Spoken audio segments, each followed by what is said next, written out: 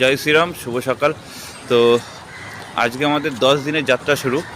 তো এখান থেকে 165 কিলোমিটার পথ আমাদের বাকি, তাহলে আমরা পৌঁছে যাব অযোধ্যা রাম মন্দিরের উদ্দেশ্যে, যে মন্দিরে। তো কালকে আমরা আগামীকাল পৌঁছে যাবো আশা রাখছি।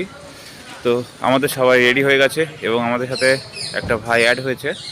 তো সেই উদ্দেশ্যে, যেটা আমরা গত 10 দিন ধরে যাত্রা করছি, এখনও একদিন লাগবে, তথা 11 দিন কমপ্লিট হবে। আগামী 3 তারিখে বাড়ি থেকে রওনা হয়েছিলাম আমাদের অযোধ্যা রাম মন্দিরের উদ্দেশ্যে। তো প্রায় পৌঁছে গেছি। তো সবাই একটু ভিডিওটা শেয়ার করবে। আমরা আজকে আছি তিলকচাঁদে, অযোধ্যা রাম মন্দির থেকে 160 কিলোমিটার 65 কিলোমিটার দূরে।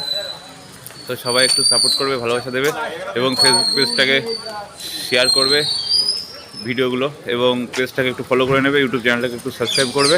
তো চলো আমরা এখন আমাদের উদ্দেশ্যে